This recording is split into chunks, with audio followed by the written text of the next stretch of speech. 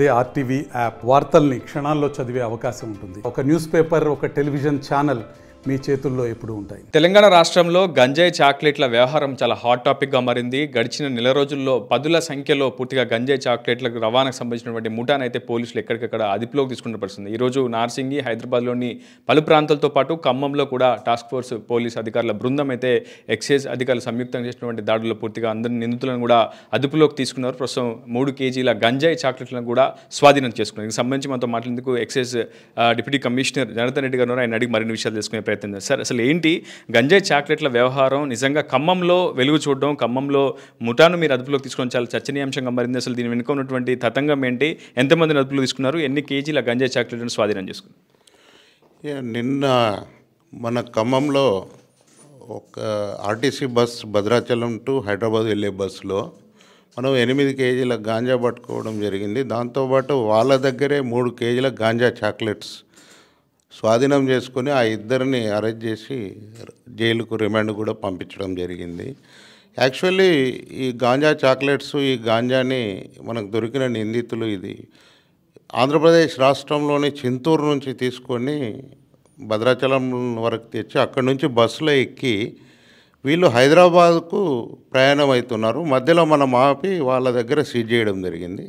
కానీ ఇద్దరు వీళ్ళు మాత్రం మహారాష్ట్రకు చెందిన ఔరంగాబాద్కు చెందిన వ్యక్తులు. కానీ వీళ్ళు తీసుకుంది చింతూరులో, కానీ వీళ్ళు డెస్టినీ హైదరాబాద్. తర్వాత హైదరాబాద్లో మళ్ళీ ఎవరికో డెలివరీ చేయాలని చెప్పారు. ప్రస్తుతం అది మనము ఎన్ రూట్లో పట్టుకున్నాము. కానీ మన ఖమ్మం టౌన్లో ఇంతవరకు అయితే మన గాంజా చాక్లెట్లు ఈ 2-3 ఇయర్స్లో పట్టుకున్న సందర్భం లేదు. ఇది మొట్టమొదటిసారి అని చెప్పొచ్చు ఈ గాంజా చాక్లెట్స్. అది ఇంకా భవిష్యత్తులో కూడా ఈ గాంజా చాక్లెట్ల విషయంలో కానీ, గాంజా విషయంలో కానీ డిపార్ట్మెంట్ పరంగా ఇంకా కొంచెం కఠిన చర్యలు తీసుకోవాలని మేము ఆలోచిస్తున్నాం. అంటే ప్రధానంగా ఎక్సైజ్ కావచ్చు, అటు పోలీస్ శాఖ కావచ్చు, కేవలం రవాణా చేసినటువంటి వ్యక్తులనే అదుపులోకి తీసుకుంటున్నారు, కానీ ఆ చైన్ లింక్ను ఛేదించలేకపోతున్నారు అనే ఒక అపవాదం మొదటి నుంచి కూడా తెలంగాణ రాష్ట్ర పోలీస్ శాఖతో పాటు ఎక్సైజ్ శాఖ మీద ఉంది. దాని ఛేదన దిశగా ఎలాంటి అడుగులు వేస్తున్నారు? అయితే మన ఖమ్మం ఉమ్మడి జిల్లాకు సంబంధించి ఇప్పుడు మీకు చెప్పాలంటే లాస్ట్ ఇయర్ 23లో 207 కేసులు మనం బుక్ చేసి 235 మంది వ్యక్తులను అరెస్ట్ చేసి 3600 కేజీల గాంజా సీజ్ చేసి 95 వాహనాలు కూడా మనం స్వాధీనం చేసుకోవడం జరిగింది. అది త్రూ అవుట్ ఇయర్. ఇప్పుడు మనకు ఎక్సైజ్లో director of enforcement Kamalasan Reddy గారు కొత్తగా వచ్చారు. సారు ఒక యాక్షన్ ప్లాన్ ఇచ్చారు. అందులో భాగంగా ఈ జనవరి మాసంలోనే మనం 44 కేసులు 53 మంది వ్యక్తులను అరెస్ట్ చేసి 682 కేజీల గాంజాని సీజ్ చేసి 18 వాహనాలు కూడా మనం స్వాధీనం చేసుకోవడం జరిగింది. ఇప్పుడు మన డైరెక్టర్ ఆఫ్ ఎన్ఫోర్స్మెంట్ గారి ఇన్స్ట్రక్షన్ ప్రకారము మనం ఈ గాంజా అనేది మధ్యలో ట్రాన్స్పోర్ట్లో పట్టుకుంటున్నాము. కానీ డైరెక్టర్ గారి ఇన్స్ట్రక్షన్ ప్రకారం దాని సోర్స్ ఎవరు, దాని ఎండ్ పాయింట్ ఎవరు, ఆ విధంగా ఇన్వెస్టిగేషన్ చేసి దాని స్టార్టింగ్ నుంచి ఎండింగ్ అంటే దాన్ని వాళ్ళకి ఇచ్చిన వాళ్ళు ఎవరు, దాని రిసీవర్ ఎవరు, మొత్తం ప్రతి వ్యక్తిని ఇప్పుడు మనం ఉన్న టెక్నాలజీ ద్వారా వాళ్ళు కాల్ లిస్టులు ఇలాంటివన్నీ చెక్ చేసి అందరినీ కేసుల్లో ప్రతి ఒక్కరిని ఇన్వాల్వ్ చేయడం జరుగుతుంది.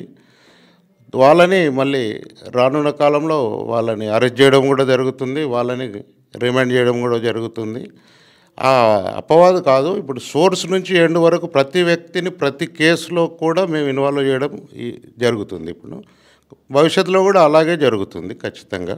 అంటే అసలు గంజాయి చాక్లెట్స్కి సంబంధించి అసలు మ్యానుఫ్యాక్చరింగ్ అంతా ఎక్కడ జరుగుతుంది? ఈ పట్టుబడ్డ నిందితులు ఎక్కడి నుంచి ఎక్కడికి రవాణా చేస్తున్నారు? వీళ్ళు ఎక్కడ విక్రయిస్తారు? దీనికి సంబంధించినటువంటి లోతైన దర్యాప్తు ఏమైనా జరిగిందా? వాళ్ళ నుంచి ఎలాంటి సమాచారం రాబట్టారు? అంటే ఈ గంజాయి చాక్లెట్స్కి సంబంధించి నిన్న వాళ్ళు ఆంధ్రప్రదేశ్ రాష్ట్రంలోని చింతూరు అక్కడ తీసుకోవడం జరిగింది. వాళ్ళు అడిగితే ఏంటంటే హైదరాబాద్లో డెలివరీ ఇవ్వాలని చెప్పారు. కానీ వీళ్ళు ఔరంగాబాద్కు చెందిన వ్యక్తులు. మళ్ళీ హైదరాబాద్ నుంచి ఫర్దర్గా ఇంకా ఎక్కడన్నా వెళ్తుందా, హైదరాబాద్లే దాని ఎండ్ పాయింటా, ఈ విషయంలో ఇంకా దర్యాప్తు చేయాల్సిన అవసరం ఉంది. కేసు నిన్ననే వాళ్ళని రిమాండ్ చేశాం కాబట్టి ఈ రానున్న రోజుల్లో ఈ 2-3 డేస్లో దాన్ని పూర్తి స్థాయిలో ఆ విషయంలో దర్యాప్తు చేసి దాని యాక్చువల్లీ మ్యానుఫ్యాక్చరింగ్ యూనిట్ ఎక్కడుంది, దాని ఎండ్ యూజర్స్ ఎవరు, అంతవరకు కూడా మనం 2-3 డేస్లో దాంట్లో ఇన్వెస్టిగేషన్ చేసి ఖచ్చితంగా వాళ్ళందరినీ కూడా మనం దాంట్లో ఇన్వాల్వ్ చేయడం జరుగుతుంది.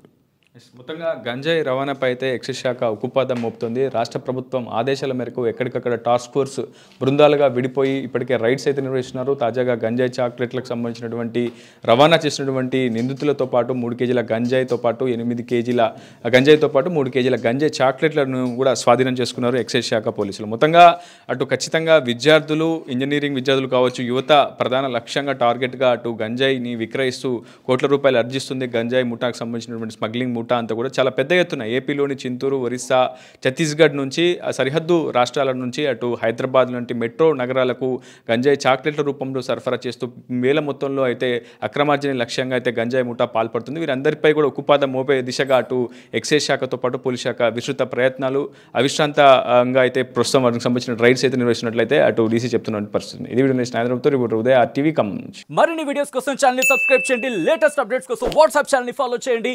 అండ్ లింక్ డిస్క్రిప్షన్ లో ఉంది.